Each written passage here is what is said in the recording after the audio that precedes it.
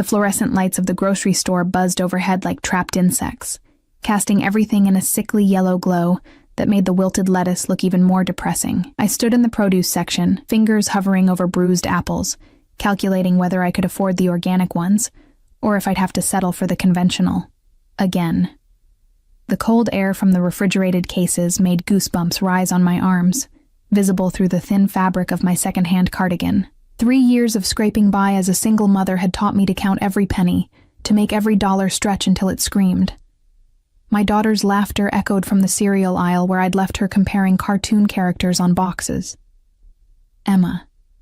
My entire world compressed into 4 years of blonde curls and gap-toothed smiles, the reason I worked double shifts at the diner, the reason my hands were permanently wrinkled from dishwater, the reason I existed at all anymore. I reached for a bag of the cheaper apples when I felt it, that prickle on the back of my neck that meant someone was watching. The sensation crawled down my spine like ice water, and I turned slowly, expecting another creep, or maybe Mrs. Henderson from upstairs ready to complain about Emma's footsteps again. Instead, my eyes met darkness, not literal darkness, but the kind that seemed to emanate from a person, like shadows had learned to walk upright and wear $1,000 suits. He stood 3 feet away, perfectly still in a way that felt predatory, his dark eyes fixed on me with an intensity that made my breath catch. Tall, maybe 6'3", with black hair styled in that effortlessly expensive way that probably cost more than my monthly rent. His suit was charcoal gray, so dark it was almost black, tailored to perfection across shoulders that looked like they could carry the weight of kingdoms or corpses. But it was his face that made my fingers loosen on the apple bag. Beautiful in a dangerous way, all sharp angles and full lips that held the ghost of a smile, like he knew a secret about you that you didn't know yourself. A thin scar cut through his left eyebrow, a white line that only added to the sense of barely contained violence that surrounded him like cologne. And speaking of cologne, sandalwood and something darker, richer, like aged whiskey and leather. The scent reached me even across the distance, making my head feel light. "You dropped this."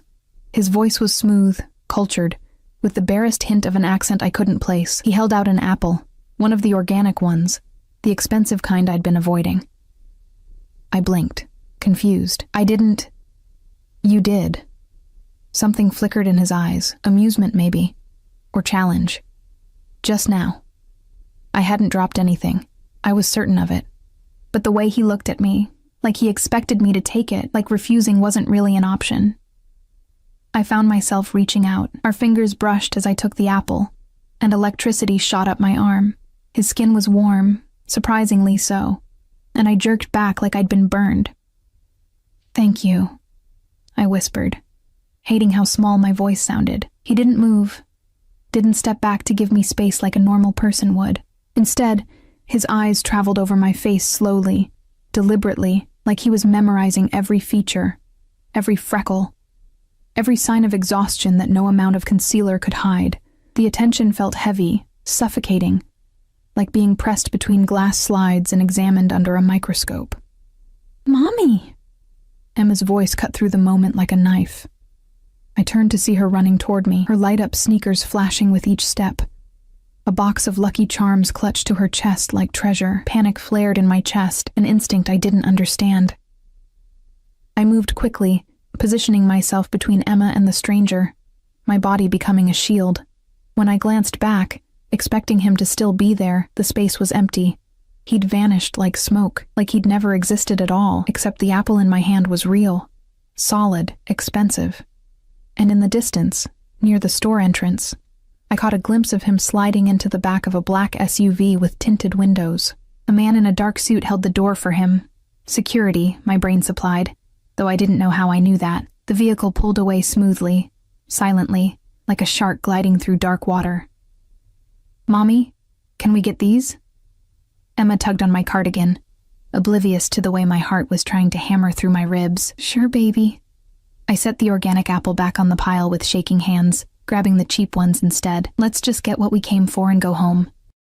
But as we made our way through the checkout line, I couldn't shake the feeling of being watched, and when I pushed our cart into the parking lot, I saw it. The same black SUV, idling 3 rows away, just sitting there, waiting. I loaded our groceries into my beat-up Honda Civic as quickly as possible, my hands fumbling with the bags. Emma chattered about her day at preschool, about the new friends she'd made, about the picture she'd drawn of our apartment building. Normal. Everything was normal. Except it wasn't. The SUV followed us home, not obviously, not aggressively. It stayed back 3 or 4 car lengths, making the same turns I made, stopping when I stopped. By the time I pulled into the crumbling parking lot of our apartment complex, my palms were slick with sweat, despite the evening chill. I grabbed Emma and the groceries, moving quickly toward the building entrance. The SUV pulled in behind me but didn't park. It just waited, watching. "Mommy, you're holding too tight," Emma complained, and I realized I was gripping her hand hard enough to hurt. "Sorry, sweetheart." I loosened my hold, but didn't let go as I fumbled with my keys, dropping them twice before finally getting the door open. Safe. We were safe. I carried the groceries up 3 flights of stairs to our tiny 1-bedroom apartment, my breathing ragged by the time I unlocked our door and rushed inside. Emma ran immediately to her toy corner.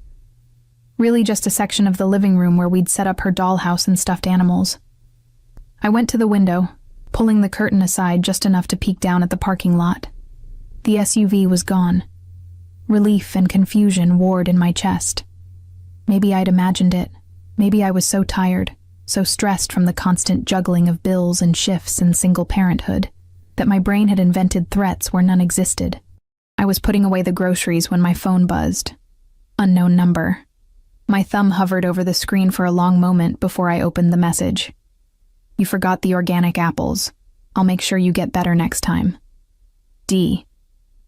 The phone slipped from my fingers, clattering on the linoleum floor. Emma looked up from her dolls, concerned. "Mommy?" "It's okay, baby." Mommy just dropped her phone. I picked it up with shaking hands, staring at the message like it might bite me. How did he get my number? How did he know where I lived? Who was he? And why did part of me, some dark, desperate part I didn't want to acknowledge, feel thrilled instead of terrified?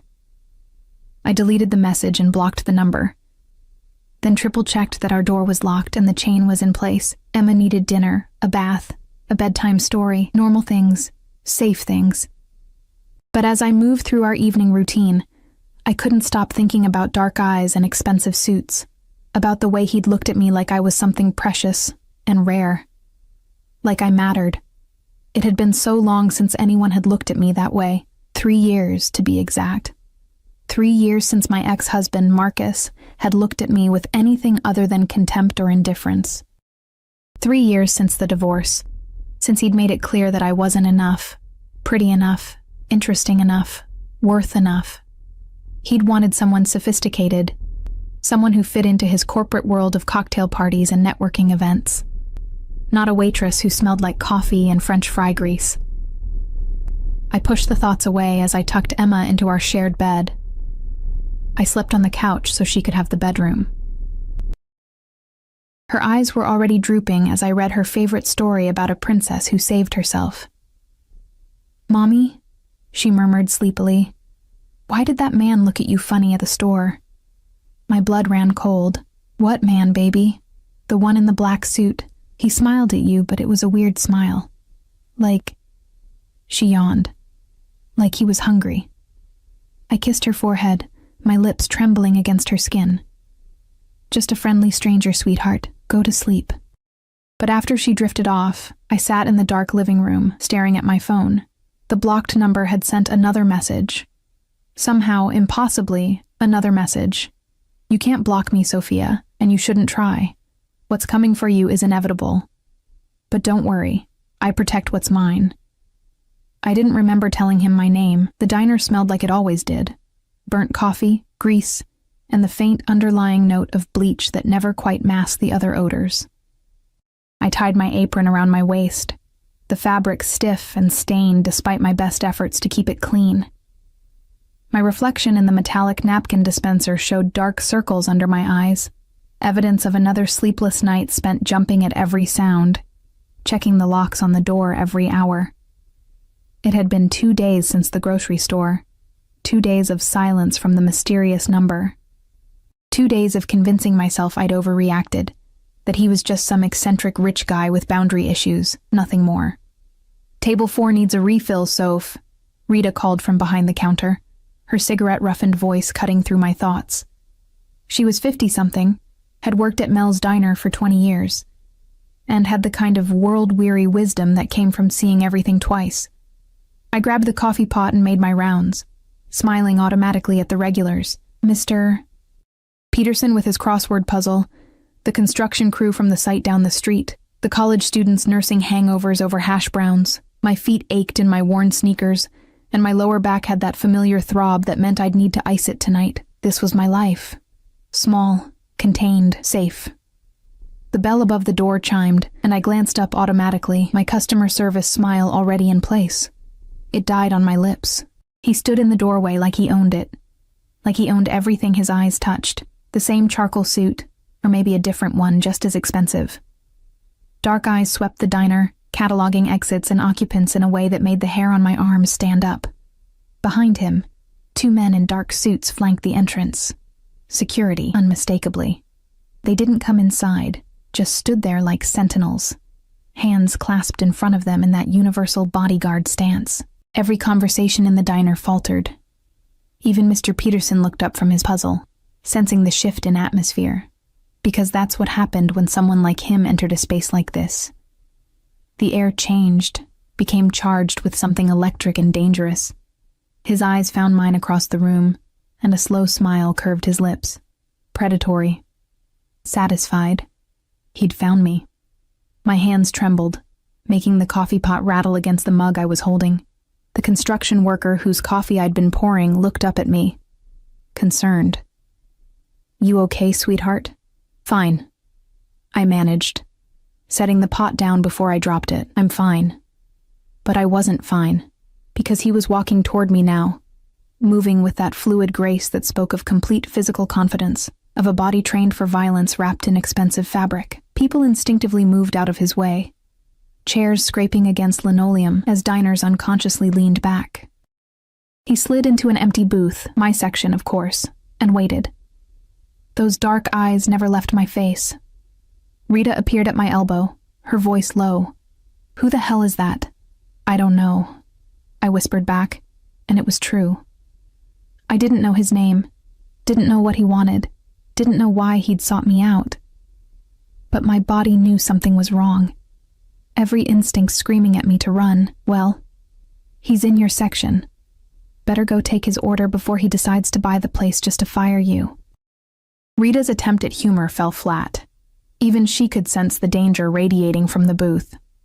I approached slowly, my order pad clutched like a shield. Up close, he was even more devastating. Those sharp cheekbones, the full lips, the scar through his eyebrow that should have marred his beauty but somehow enhanced it. And his eyes, God, his eyes held depths I didn't want to explore. Darkness that promised both pleasure and pain. "What can I get you?" My voice came out steadier than I expected. "Coffee, black." He leaned back against the worn vinyl, completely at ease despite the grease-stained surroundings that were so far beneath him they might as well be in different universes. "And your time?" "My time isn't on the menu. Everything has a price, Sophia." The way he said my name, like a caress, like a threat, made my stomach flip. "I'd like to discuss yours. I'm working." "I can wait." He pulled out his phone, sleek, expensive, probably cost more than my car, and set it on the table. I'm a patient man when I want something. The implication hung in the air between us, heavy and suffocating. I wanted to tell him to leave, to stop following me, to forget I existed, but the words stuck in my throat because part of me, that traitorous, desperate part, wanted to know what he wanted to feel the weight of his attention for just a little longer. I poured his coffee with shaking hands and retreated to the counter, hyper-aware of his gaze following my every movement. He didn't drink the coffee, didn't order food, just sat there watching me work for the next hour, watching me take orders, deliver plates, refill drinks, clean tables. Every time I glanced his way, those dark eyes were waiting, patient as a spider in its web. The lunch rush came and went. He remained. My shift was supposed to end at 3. At 2:30, Rita pulled me aside, her face worried. "Soph, that guy hasn't moved in 2 hours. Hasn't ordered anything but coffee he's not drinking. Just keeps staring at you like you're something he's planning to consume." I don't like it. I don't either. Want me to call the cops? I almost laughed. Call the cops on a man who clearly had the kind of money and power that made law enforcement irrelevant? A man with professional security waiting outside? And tell them what? That a customer is sitting quietly in a booth? Rita's jaw tightened. "Fine. But I'm walking you to your car."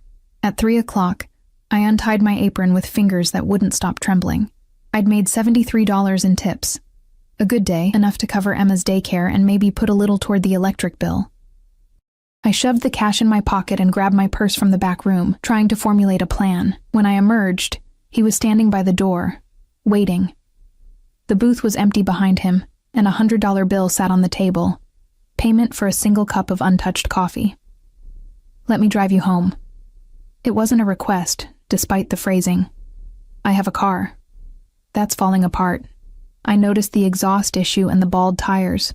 His voice was matter-of-fact, like he was discussing the weather instead of revealing that he'd inspected my vehicle. It's not safe. Fear and anger warred in my chest. "You had no right." "I have every right." He stepped closer, and I caught that scent again. Sandalwood and whiskey, intoxicating and terrifying. "You're mine, Sophia. You just don't know it yet. I'm not anyone's." The words came out fierce, stronger than I felt. "I'm not interested. Whatever this is, whatever you think you want, I'm not available. I have a daughter, a life, Emma. 4 years old, attends Little Sunshine Preschool, likes strawberry ice cream and stories about brave princesses." His expression didn't change, but something flickered in those dark eyes. "I know everything about you, Sophia. Where you live, where you work, what time you pick up your daughter, what you order from the Chinese place on Friday nights when you're too tired to cook. I know your ex-husband pays child support sporadically at best, that you're 3 months behind on rent, that you've been skipping meals to make sure Emma has enough." The blood drained from my face. "How?" "Because I wanted to know." He said it simply, like it was obvious. And when I want something, I learn everything about it, every detail, every vulnerability, every need. Rita appeared beside me, her hand on my arm, protective. "The lady asked you to leave her alone." He didn't even glance at Rita. His eyes stayed locked on mine, burning with an intensity that made my knees weak. "I'm offering you a solution, Sophia. A way out of this." He gestured around the diner with barely concealed disdain. "Existence you're trapped in. I'm not trapped. You're drowning." The words cut because they were true. Working yourself to death for pennies, watching your daughter grow up in poverty, knowing that one medical emergency, one car breakdown, one missed shift could destroy what little stability you've built. That's not living. That's surviving. Tears burned behind my eyes, but I refused to let them fall. "What do you want from me? Have dinner with me. Tonight. Hear what I have to offer." And if I say no? Something dangerous flickered across his face, there and gone so quickly I almost missed it. "You won't." He was right, and we both knew it. Because I was desperate, because I was tired, because some dark part of me wanted to know what it felt like to be wanted by someone who looked at me like I was the most important thing in his world. "One dinner," I heard myself say. "That's all." His smile was triumphant, predatory. "I'll pick you up at 7. Wear something nice. I'll have options sent to your apartment within the hour." "I can dress myself, Sophia." He reached out, his fingers brushing my cheek so gently it felt like a contradiction to the danger rolling off him in waves. "Let me take care of you. It's what I do." Then he was gone, moving through the door with his security falling into step behind him. Through the grimy window, I watched the black SUV pull away, leaving me standing in the middle of the diner with my heart racing and my world tilting on its axis. "Girl," Rita breathed beside me. What the hell just happened? I didn't have an answer, but when I got home 2 hours later, there were 3 garment bags hanging on my apartment door, each containing a dress that probably cost more than I made in 6 months. Silk and satin in jewel tones, labels I recognized from magazines I couldn't afford to buy, and tucked inside the first bag, a note in strong, angular handwriting. The emerald green. It matches your eyes. Dante Dante.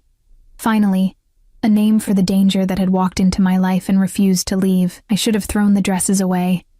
Should have called the police, gotten a restraining order, protected myself and my daughter from whatever this was.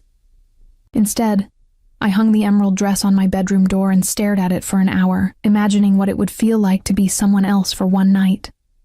Someone wanted, someone valued, someone who mattered. Emma's daycare teacher had agreed to let her stay late for pizza night, $20 extra I couldn't afford, but would pay anyway. At 6:30, I stood in my tiny bathroom, staring at my reflection. The dress fit perfectly, hugging curves I'd forgotten I had, making my pale skin glow and my eyes look impossibly green.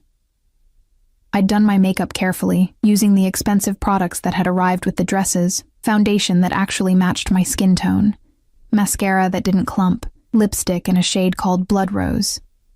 I looked like someone else, someone who belonged in Dante's world. At exactly 7 o'clock, there was a knock on my door. Not the buzzer from downstairs. A knock on my actual door, which meant he'd gotten past the building's security. Of course he had. I opened it and forgot how to breathe.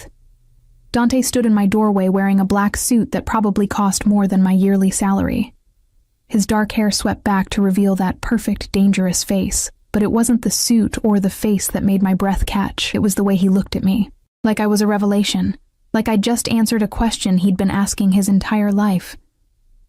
"Beautiful," he murmured, his voice rougher than before. His eyes traveled down the emerald dress, slow and possessive, leaving heat in their wake. I knew that color would be perfect. "How did you get up here?" My voice came out breathy, uncertain. "The building has security that can be bypassed with the right motivation." He held out his hand, palm up, waiting. "Shall we?" I glanced back at my apartment. Small, shabby, but mine. Safe. The smart thing would be to close the door, call the police, pretend this night had never started. But I'd stopped doing the smart thing the moment I'd put on this dress. I placed my hand in his fingers closed around mine, warm and strong, and electricity shot up my arm. He pulled me into the hallway, then surprised me by stepping closer, his free hand coming up to cup my face. The touch was gentle, reverent even, completely at odds with the danger I knew he represented. "You're trembling," he observed, his thumb stroking my cheekbone. "I'm terrified," I admitted, because lying to him felt impossible. "Good." His smile was dark, satisfied. "Fear means you're paying attention, but you'll learn, Sophia. I would never hurt what belongs to me. And you belong to me now." The possessiveness in his words should have sent me running.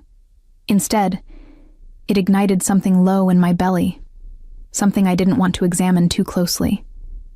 He led me downstairs, his hand never leaving mine, his body positioned slightly in front of mine in a way that felt protective.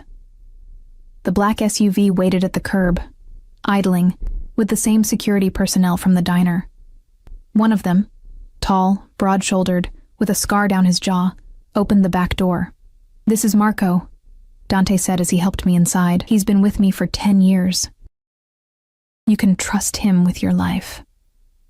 The interior of the SUV was pure luxury. Leather seats softer than my couch, tinted windows that made the outside world seem distant and unreal. Dante slid in beside me, close enough that I could feel the heat radiating from his body, smell that intoxicating cologne. The door closed, sealing us in our own private world. "Where are we going?" I asked, as Marco pulled smoothly into traffic. "Somewhere we can talk without interruption." Dante's hand found my knee, possessive, his palm warm through the silk. "Somewhere you'll be comfortable. I'm not comfortable anywhere near you." His laugh was low, genuine. Honesty. I appreciate that. His fingers traced small circles on my knee, the touch maddeningly distracting. "Most people tell me what they think I want to hear. You tell me the truth. Even when the truth is that you're scaring me?" "Especially then." His expression sobered, those dark eyes boring into mine. "I don't want your fear, Sophia. I want your trust. But trust takes time, and we don't have much of that. What does that mean? Before he could answer, his phone buzzed. He glanced at it, his jaw tightening, and something dangerous flickered across his face. Excuse me. He answered in rapid Italian, his voice hard and commanding in a way that made my stomach clench. Whatever he was discussing, it wasn't good. He ended the call and returned his attention to me, but the warmth had been replaced by something colder, more calculating. Change of plans. We're going to my estate instead of the restaurant. Your estate? It's more private, more secure. He said it like security was a normal concern for a dinner date, like everyone traveled with armed guards and worried about privacy. Dante, who are you? His smile was sharp, dangerous. You haven't figured it out yet. I'm disappointed. But I had figured it out, or at least part of it. The security, the obvious wealth, the way people moved out of his path, the barely leashed violence that surrounded him like an aura. He wasn't just rich. He was powerful in a way that had nothing to do with legitimate business. I couldn't say it. Couldn't make it real. Careful, Sophia. His hand tightened on my knee, not painful, but firm. Some words, once spoken, can't be taken back. And once you know certain things, you become part of that world whether you want to or not. Fear shot through me, sharp and cold. Let me out. I want to go home. No, you don't. His voice was gentle but implacable. You want safety, security, a better life for your daughter. You want to stop drowning. I can give you all of that. In exchange for what? You. Simple, direct, terrifying. Be mine, Sophia. Completely, wholly mine. Let me protect you, provide for you, give you everything you've been denied. And in return, you give yourself to me. That's insane. I don't even know you. You know enough. The SUV turned onto a private road, trees closing in on either side like a tunnel. You know I want you. You know I'm powerful enough to take care of you and Emma. You know that whatever I am, whatever I do, I keep my people safe, always. My people. Like I was already his, like the decision had been made before I even realized there was a choice. The estate emerged from the trees like something from a movie. Massive stone walls, wrought iron gates that opened automatically, manicured grounds stretching into the darkness. The house itself was a mansion, all modern lines and floor-to-ceiling windows glowing with warm light. This is your home? My voice came out awed despite my fear. One of them. He helped me out of the SUV, his hand on my lower back, guiding me toward the entrance. I have properties in New York, Chicago, Rome, and Sicily. But this is where I stay when I'm in the city. It's the most secure. More security personnel nodded as we passed, each one eyeing me with curiosity. How many people did he employ? How much power did he actually have? Inside, the house was breathtaking. Soaring ceilings, marble floors, art that belonged in museums, but it wasn't cold or sterile. Warm lighting softened the edges, comfortable furniture invited you to sit, and the faint scent of jasmine drifted from somewhere deeper in the house. Are you hungry? Dante asked, leading me through the foyer into a formal dining room where a table was already set for two, candles flickering between place settings that probably cost more than my entire kitchen. I don't understand. I stopped in the doorway, overwhelmed. Why me? I'm nobody. I work in a diner, I live in a falling-apart apartment, I'm a single mother barely keeping her head above water. You could have anyone. Models, actresses, women who actually belong in places like this. Why are you doing this? Dante turned to face me fully, and the intensity in his eyes stole my breath. You want the truth? 3 months ago I saw you at that diner. You were arguing with a customer who'd left you a religious pamphlet instead of a tip, and you were so angry you were shaking, but you didn't cry. Didn't back down. You stood your ground even though you were exhausted and hungry and barely holding it together. And I thought, that's strength. Real strength. Not the performance everyone around me puts on.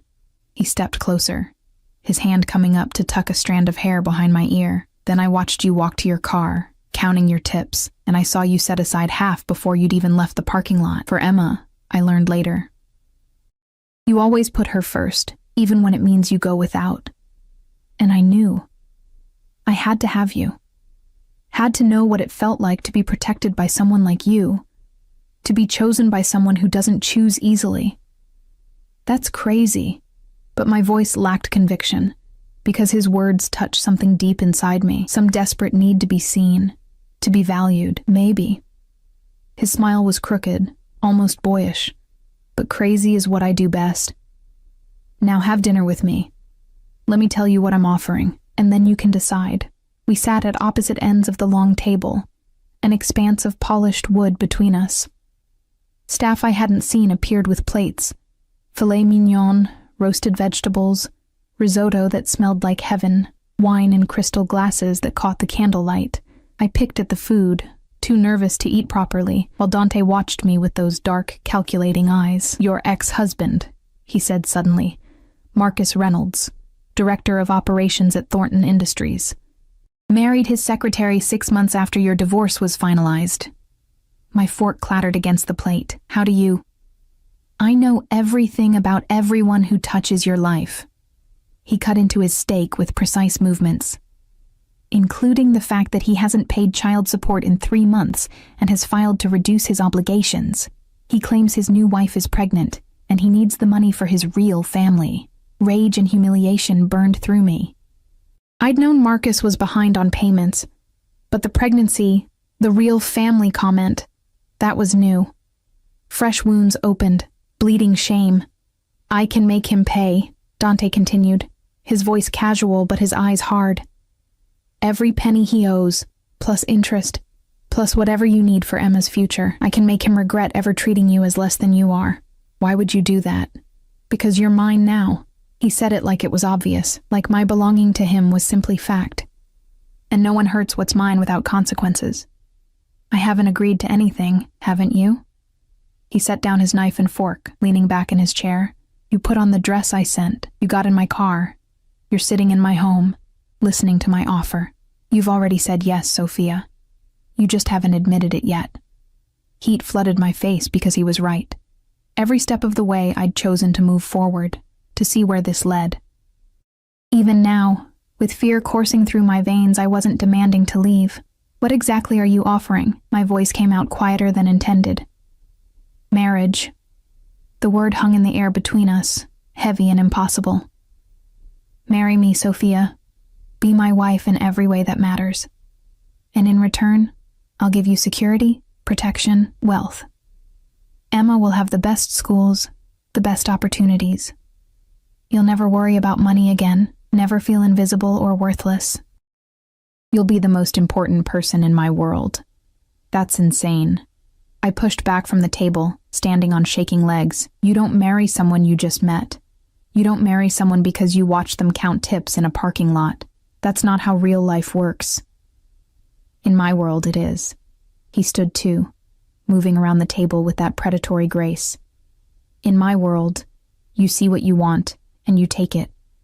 You eliminate obstacles, you protect your assets, you build empires.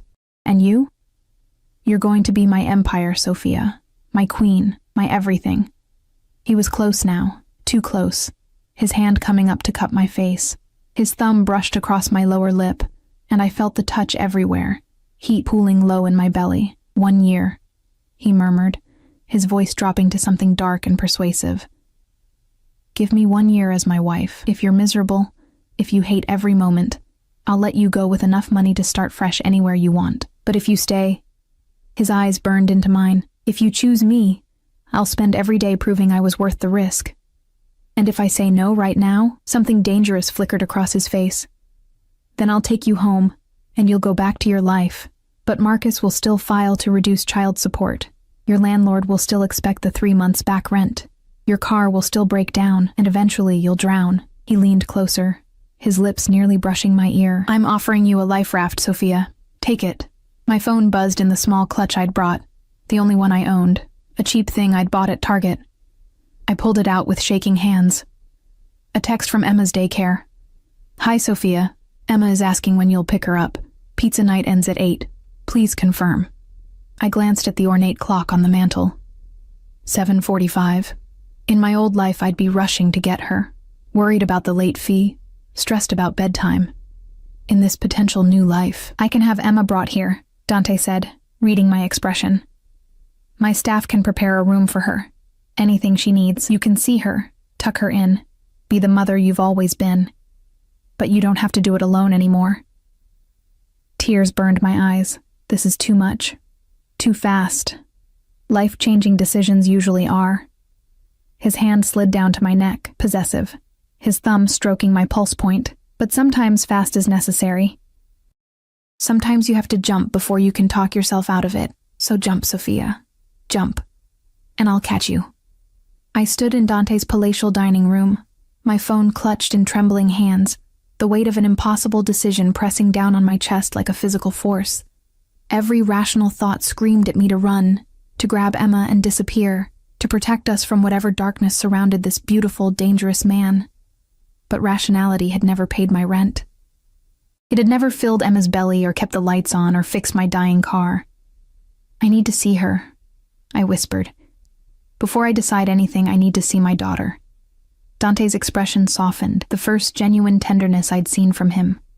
Of course. He pulled out his phone, speaking rapid instructions in Italian. Then to me, Marco will bring her here within 20 minutes. The daycare will be compensated for any inconvenience. You can't just... I can. And I did. His hand found the small of my back, guiding me toward a sitting room off the main hallway. Sophia, the sooner you accept what I'm capable of, the easier this transition will be. I have resources, connections, power. I use them to take care of what's mine. I'm not yours yet. His smile was predatory. Yet. I like that you're already thinking in those terms. The sitting room was smaller, more intimate than the cavernous spaces we'd passed through. A fireplace crackled with real flames, casting dancing shadows across leather furniture and built-in bookshelves. Floor-to-ceiling windows looked out over the grounds, now illuminated by security lights that made the manicured lawns glow an otherworldly green. Dante poured amber liquid from a crystal decanter into 2 glasses. Whiskey. Single malt, aged 25 years. It'll help with the nerves. I shouldn't drink if Emma's coming. 1 glass won't impair you. He pressed it into my hand, his fingers lingering over mine. And you need something to take the edge off before I tell you the rest. The rest? My stomach dropped. What rest? He settled onto the leather couch, patting the space beside him. When I didn't move, something flickered in his eyes, amusement mixed with impatience. Sit, Sophia. I don't bite. Not unless you ask me to. Heat flooded my face, but I sat, keeping as much distance between us as the couch allowed. The whiskey burned going down, warming my chest, loosening the knot of anxiety slightly. Your ex-husband, Dante began, swirling his own glass, is more than just a deadbeat father. He's embezzling from Thornton Industries. Has been for 18 months. Small amounts at first, then larger sums as he got confident. He's funneling money through shell corporations to fund his new lifestyle. The house in the suburbs, the luxury cars, the country club membership. I stared at him, the whiskey forgotten. How do you know this? Because I make it my business to know things. His voice was matter of fact, like financial crimes were dinner conversation. And because Marcus made a critical mistake 3 months ago, he started laundering some of that money through a construction company that's under my protection. He didn't know it, of course. Thought he was being clever, diversifying his criminal portfolio. Under your protection, I repeated slowly. Meaning they pay me for the privilege of operating in this city without interference. It's a mutually beneficial arrangement. He took a sip of whiskey, his eyes never leaving my face. When I discovered Marcus's connection to you, I had my people dig deeper. The embezzlement, the fraud, the fact that he's planning to leave the country with his pregnant wife in 6 months to avoid prosecution when Thornton's auditors inevitably discover what he's done. He's going to abandon Emma permanently, Sophia. Run to the Cayman Islands and never look back. The room spun. I set down the whiskey glass before I dropped it, my hands shaking too badly to hold anything. You're lying. I never lie. He shifted closer, his hand coming to rest on my knee. That same possessive touch from the car. I manipulate. I threaten, I destroy. But I don't lie, especially not to you. Marcus is a coward and a thief, and he's going to leave you holding the bag for his crimes if someone doesn't stop him. Someone like you. Exactly like me. His smile was sharp. Marry me, and I'll make sure Marcus pays for everything he's done. The embezzlement will be discovered. The evidence will be irrefutable, and he'll spend the next decade in federal prison. His new wife will divorce him. His assets will be seized, and Emma will never have to see his face again. Or...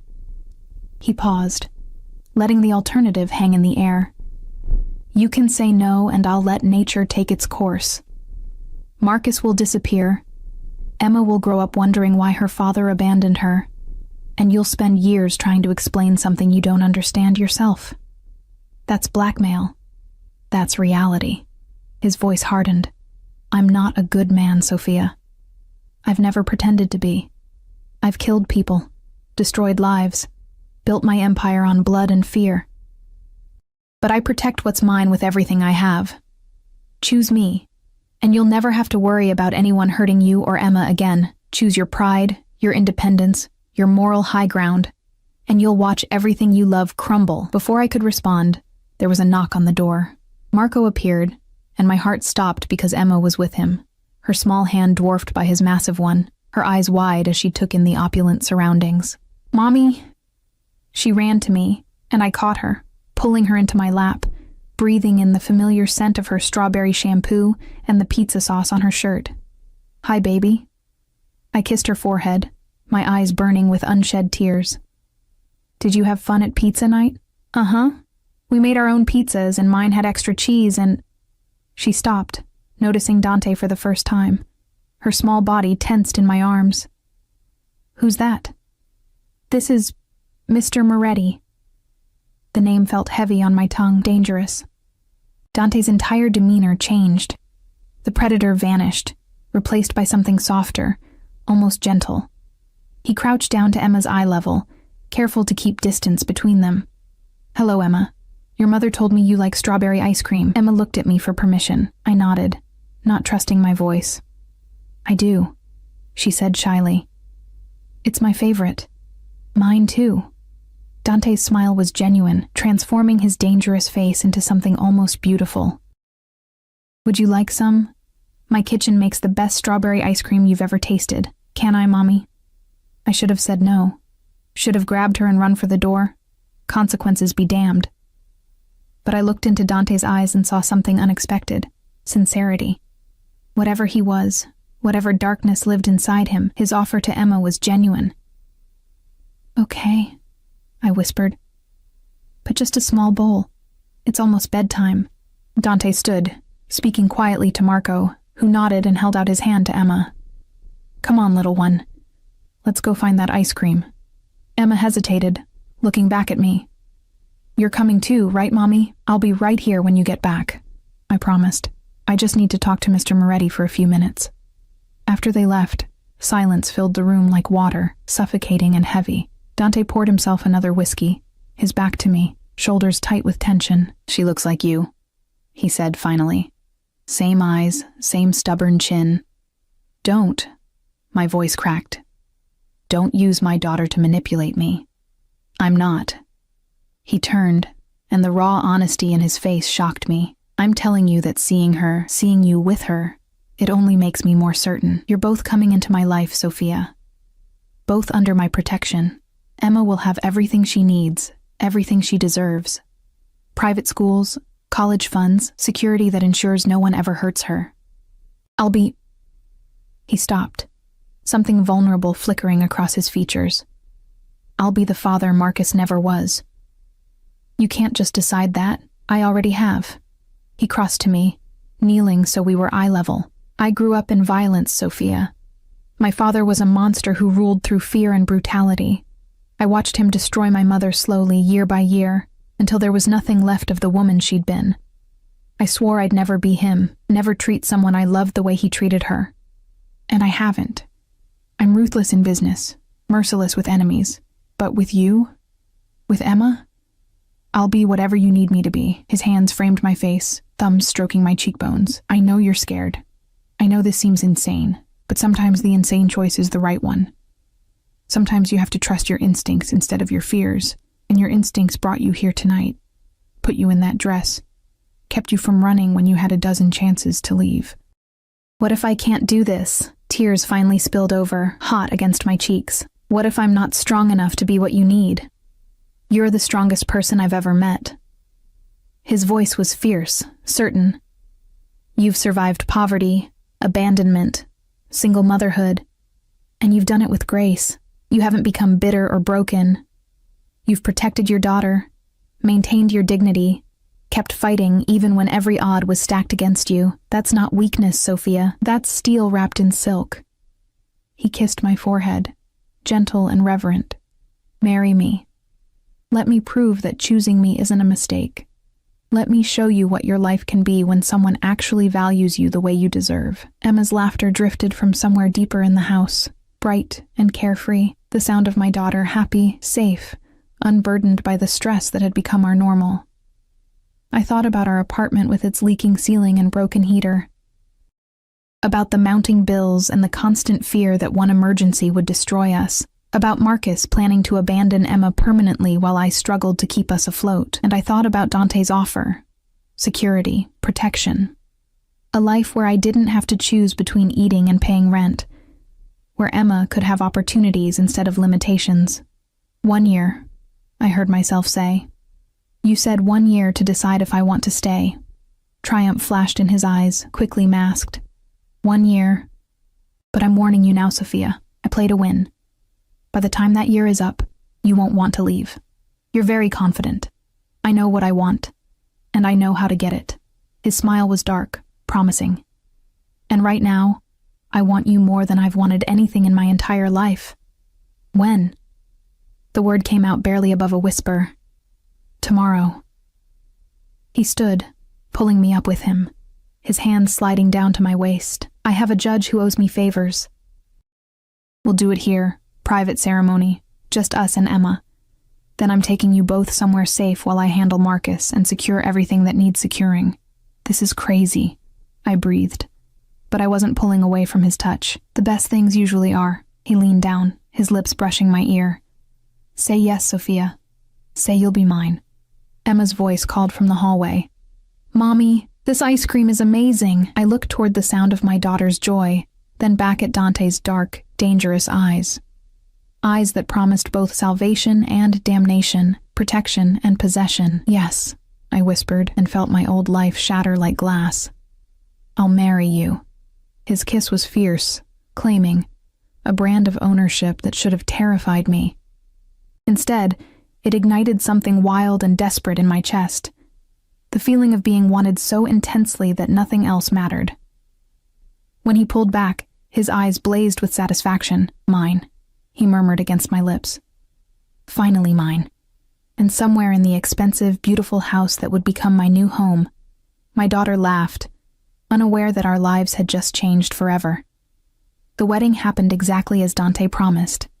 24 hours after I'd said yes, I stood in a private chapel on his estate wearing a dress that cost more than my car. Ivory silk that flowed like water, delicate lace at the shoulders, a train that pooled at my feet like spilled moonlight. Emma stood beside me as my flower girl, wearing a miniature version in pale pink, her face glowing with excitement. She didn't understand what was happening. Not really. To her, this was a fairy tale. A princess story come to life, if only she knew the truth. Dante stood at the altar in a black suit, looking every inch the prince from Emma's stories. Beautiful, powerful, terrifying. The judge spoke words I barely heard, my heart pounding so loudly it drowned out everything else. Do you, Sophia Marie Reynolds, take this man? I looked at Emma, at her hopeful face, then at Dante, at the dark promise in his eyes. I do. His kiss as my husband was possessive, thorough, a public claiming that left me breathless, and when he pulled back, his smile was victorious. Mrs. Moretti, he murmured. Mine. The wedding night was a blur of sensations I wasn't prepared for. His hands on my skin, his mouth tracing patterns of fire across my body, his whispered promises of protection and possession tangled together until I couldn't tell them apart. He was gentle but demanding, patient but intense, giving me pleasure I didn't know existed while taking everything I had to offer. And in the morning, when I woke in silk sheets with his arm heavy across my waist, I realized the truth. I'd married a monster, but maybe, just maybe, he was my monster now. 3 weeks into my marriage, I discovered what it truly meant to belong to Dante Moretti. The revelation came on a Tuesday morning, crisp autumn air filtering through the floor-to-ceiling windows of our bedroom. No, his bedroom that I now shared. Emma had already left for her new private school, driven by Marco in an armored vehicle that cost more than my childhood home. I stood at the window in a silk robe, watching the gardeners tend to roses I'd never be allowed to touch myself, when Dante's phone rang. He answered in Italian, his voice dropping to that dangerous register I'd learned meant business. Real business. The kind that left bodies in shallow graves. I shouldn't have understood. But 3 weeks of immersion had taught me enough Italian to catch the important words. Traditore, traitor, esempio, example, familia, family. When he ended the call, his eyes found mine in the reflection of the window. You're learning the language. It wasn't a question. Hard not to when everyone around me speaks it. I turned to face him, my heart hammering. What's happening? Someone betrayed me. He stood from the bed, magnificent and terrifying in nothing but black silk pajama pants, his chest bare and marked with scars I'd traced in the darkness. Someone thought they could steal from my operations and disappear before I noticed. And I noticed. His smile was cold. They'll be dealt with by noon. Dealt with. The euphemism sat heavy between us. You mean killed. I mean dealt with. He crossed to me, his hands settling on my hips, pulling me against his body. This is my world, Sophia, the world you married into. I warned you I wasn't a good man. I know. And I did. 3 weeks had shown me exactly what kind of man Dante was. Ruthless in business, protective to the point of obsession with Emma and me, capable of both tenderness and violence in equal measure, but knowing and seeing are different things. Then don't see. His lips brushed my temple. Stay in this house. Focus on Emma. Enjoy the life I've given you. Let me handle the darkness. It was a tempting offer. To retreat into the gilded cage he'd built. To pretend the blood on his hands didn't exist. But I'd learned something else in 3 weeks. I was stronger than I'd believed. Strong enough to face the truth. What happened to Marcus? The question had been burning in my throat since the wedding. You said you'd handle him. Dante's expression shifted, satisfaction replacing the coldness. He was arrested yesterday. Federal agents raided his home at dawn, seized his computers, his files, everything. The evidence of embezzlement is irrefutable. He's looking at 15 to 20 years. Relief and something darker, vindication, flooded through me. And his wife? Filed for divorce within 6 hours. Apparently her love couldn't survive the loss of his stolen fortune. His hand came up to cup my face. Emma will never have to see him again.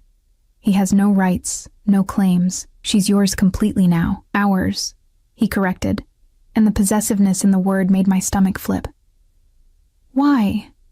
I whispered. Why do all of this for us? You could have any woman, someone from your world who understands this life. Why choose a broke waitress with a kid? Because you're real. His thumb traced my lower lip. Everyone in my world wears masks, plays games, shows me the face they think I want to see. But you've been honest from the beginning. You told me you were terrified. You admitted you were only agreeing because you were desperate. You didn't pretend to love me or even like me. That honesty is worth more than any dowry, any connection, any strategic alliance. He kissed me, slow and deep, tasting of coffee and possession. And because when I first saw you, exhausted and fighting for your dignity in that diner, I recognized something. A survivor.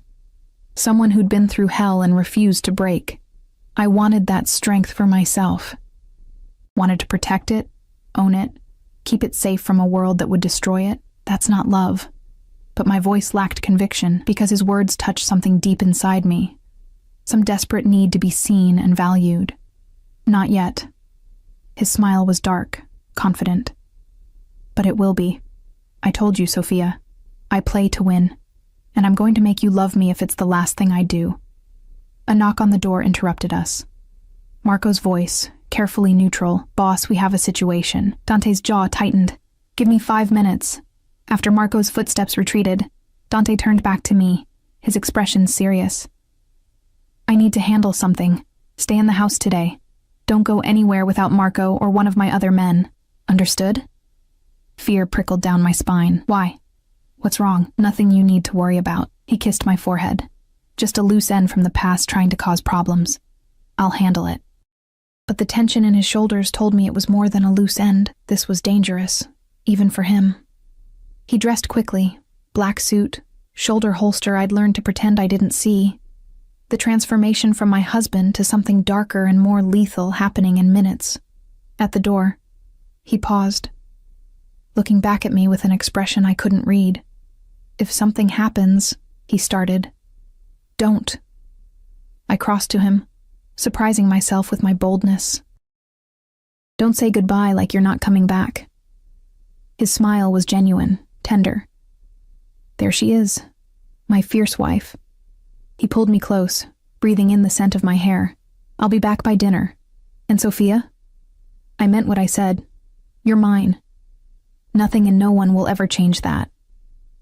Then he was gone, and I was alone in the massive house with only my fears for company. The day crawled by with agonizing slowness. I tried to distract myself, helped Emma with homework when she returned from school, played dolls in the elaborate playroom Dante had created for her, attempted to read in the library. But my mind kept circling back to Dante, to the danger he'd walked into, to the very real possibility that he might not come home, and the terrifying realization that the thought of losing him made my chest ache. Somewhere in the past 3 weeks, he'd become more than my ticket to security, more than the monster I'd married out of desperation. He'd become something I wasn't ready to name. At 6 o'clock, Marco appeared in the doorway, his expression grim. Mrs. Moretti, I need you and Emma to come with me. Ice flooded my veins. Why? Where's Dante? There's been an incident. The boss wants you somewhere more secure until it's resolved. What kind of incident? The kind I can't discuss. His hand went to his weapon, a gesture that terrified me more than his words. Please, ma'am. We need to move now. I grabbed Emma, who sensed the tension and clung to me, her small body trembling. Marco led us through the house to a garage I hadn't known existed, filled with vehicles that ranged from luxury sedans to armored SUVs. He ushered us into one of the latter, and 2 more security personnel climbed into the front seats. Where are we going? I demanded as the vehicle pulled out. Safe house, 20 minutes outside the city. Marco's eyes scanned the streets constantly, his body tense. The boss has enemies who made a move today. They failed, but there might be retaliation. This is precautionary. Is he hurt? Marco's hesitation told me everything. He's operational. Operational. Not fine, not safe. Operational. Like he was a machine still functioning despite damage. The safe house turned out to be another mansion, slightly smaller, but no less fortified. I'd barely gotten Emma settled in a bedroom when my phone rang. Dante's name flashed on the screen. Are you safe? His voice was rough, strained. Yes, Marco got us out. Dante, what happened? A rival family thought they could take me out, eliminate the competition. A pause, the sound of movement. They were wrong, but it was closer than I'd like. Are you hurt? Nothing that won't heal. Another pause. I need you to stay there tonight. I have to finish cleaning up this mess. Make sure there are no more threats. But Sophia, I need you to know, if something had happened to me today, everything would have gone to you and Emma. The houses, the money, the legitimate businesses. You would have been protected, provided for. Always. Tears burned my eyes. Don't talk like that. I'm a realist. In my world, death is always one mistake away. His voice softened. But knowing you and Emma are safe, that you're mine to protect, it makes me more careful, makes me want to survive every fight, every threat, every enemy, because I have something worth coming home to now. Dante. My voice cracked. I love you, Sophia.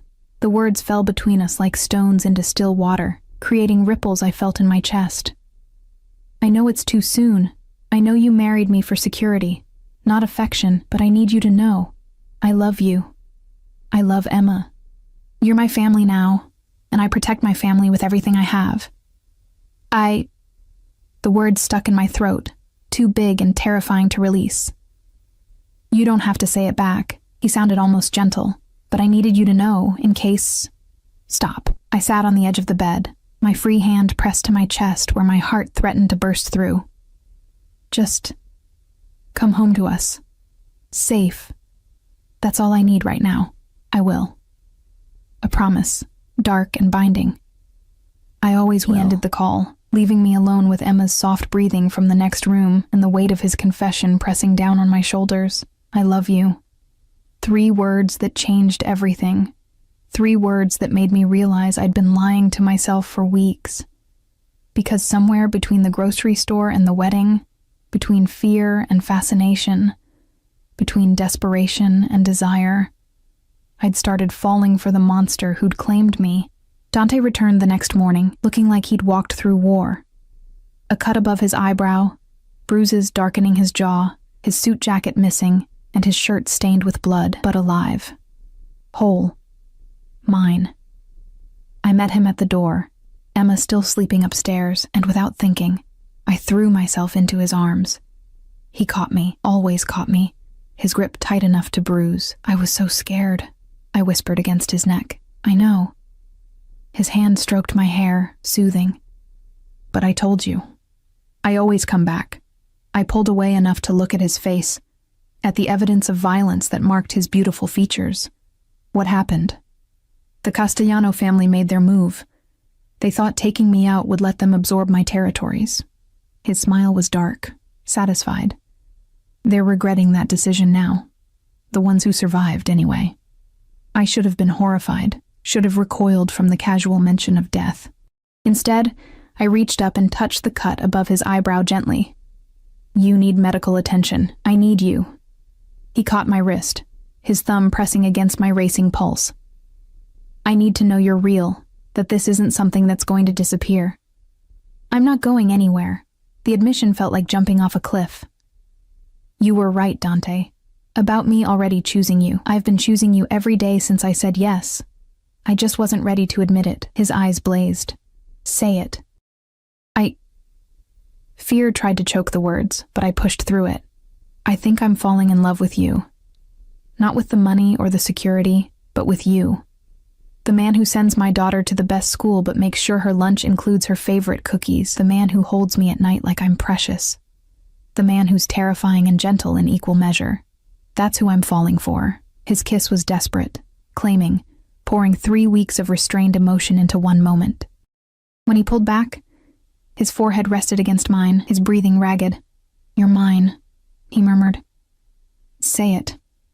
I'm yours. And meaning it, finally meaning it completely. We both are, Emma and me. Your family. Something fierce and possessive flashed across his face. My family, he repeated.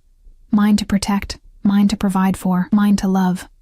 His hand slid to my stomach, spreading wide and warm. And maybe someday, we'll make this family bigger. Give Emma a sibling. Build something that belongs to us, alone. The image sent heat flooding through me. Children with Dante's dark eyes and my stubbornness. A house full of laughter instead of fear. A future I hadn't dared to imagine. Someday. I agreed. And felt the last of my resistance crumble. The year that Dante had promised me passed in a blur of discovery and growth. I learned his world. The territories he controlled, the people who owed him loyalty, the careful balance between legitimate business and the darker operations that funded our life. I learned to navigate the social dynamics of mafia wives, to hold my own at dinners where every woman was assessing my worth, to stand beside Dante with my head high. Emma thrived, blossoming in her new school, making friends, never once asking about the father who'd abandoned her. She called Dante, Dante at first, then slowly, naturally, it became Papa. The first time she said it, I watched this powerful, dangerous man's eyes fill with tears. And I learned what it meant to be loved by Dante Moretti, to be cherished and protected and desired with an intensity that should have been suffocating but instead felt like freedom. He kept his promise. I never worried about money, never felt invisible, never doubted my value. When the year mark arrived, he didn't mention it, but I did. "It's been a year," I said one night as we lay in bed, his arm around me, our legs tangled together in the darkness. "I know." His voice was carefully neutral. "Are you leaving?" I rolled to face him, seeing the vulnerability he tried to hide. "No, I'm staying, not because of the money or the security, but because I love you. Because you're my husband in every way that matters. Because this is my life now, and I don't want any other." Relief flooded his features. "Thank God," he breathed, pulling me closer. "Because I would have spent the rest of my life convincing you if you'd tried to leave." "I know." I kissed him, pouring a year's worth of emotion into it. "You're very persuasive." His laugh was low, dark. "You have no idea, Mrs. Moretti." 6 months later, I stood in the bathroom of our master suite, staring at a positive pregnancy test with shaking hands. Fear and joy warred in my chest. Fear because bringing a child into Dante's dangerous world felt terrifying. Joy because this baby would be born from love, not desperation. I found him in his office, reviewing reports with that focused intensity that made him so formidable. When he looked up and saw my face, he was on his feet instantly. "What's wrong?" I held out the test, unable to find words. Understanding dawned slowly, followed by an expression of such pure joy it transformed him. "You're pregnant?" "Yes." Tears spilled over. "I know the timing isn't perfect, and your world is dangerous, and—" He crossed to me in 3 strides, his hands framing my face. "It's perfect. You're perfect. This baby, our baby, is perfect." He kissed me, tender and reverent. "I'm going to protect all of you, Emma, this baby. Nothing will ever hurt my family, I swear it." And looking into his dark, fierce eyes, I believed him. The baby came 8 months later, a boy with Dante's dark hair and my green eyes. We named him Luca, after Dante's grandfather who'd helped him escape the worst of his father's violence. Emma was instantly smitten, hovering over her baby brother with protective devotion that made my heart ache.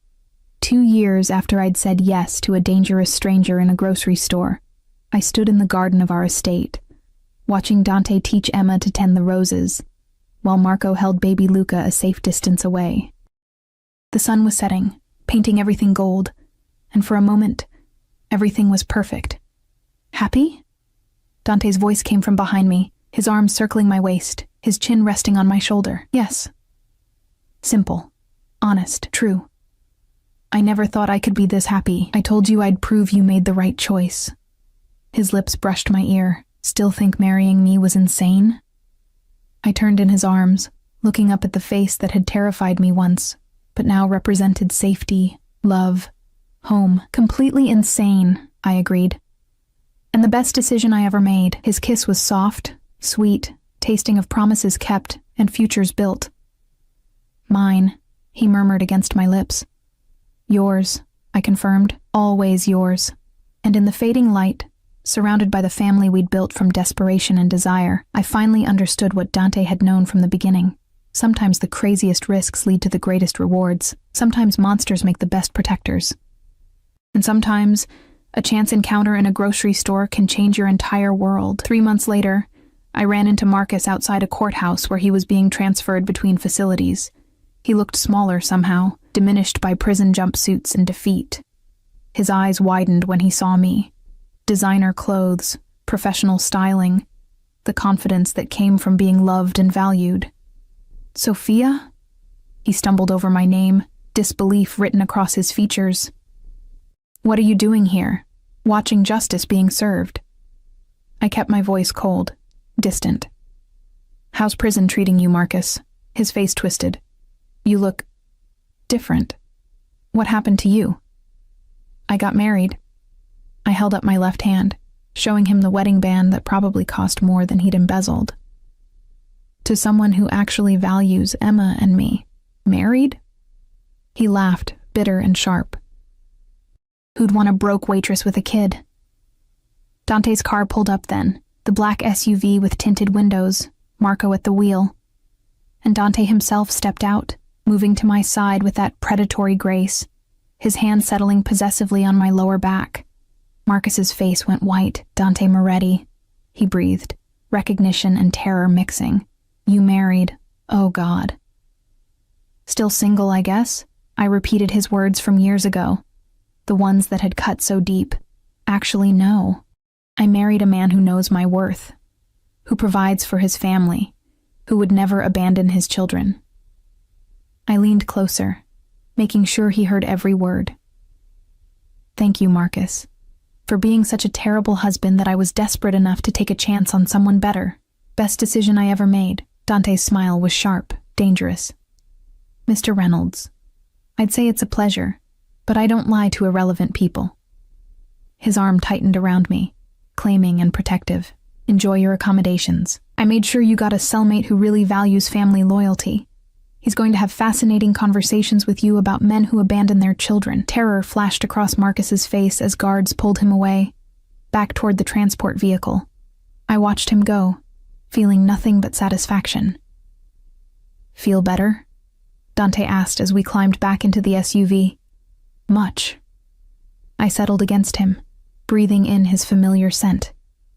Thank you for everything. You never have to thank me for protecting what's mine. He kissed my temple. Now let's go home. Emma's been asking when we'll be back, and Luca needs his evening feeding. Home. Not my apartment with its leaking ceiling. Not the life of struggle and desperation. Home was Dante's estate, our children. The family we'd built from impossible odds. As Marco pulled away from the courthouse, I looked back one last time at Marcus being loaded into the prison transport. My ex-husband who'd thrown away everything. And then I looked at Dante, my husband who'd given me everything. I love you, I said, simple and true. His smile was genuine, tender. I know. And I love you. Forever, Sophia. You're stuck with me now. Good, I murmured, meaning it with every fiber of my being. That's exactly where I want to be. The SUV carried us home through the fading light, toward the life I'd chosen, the family I'd built, the love I'd found in the most unlikely place. And for the first time in years, I wasn't just surviving, I was living.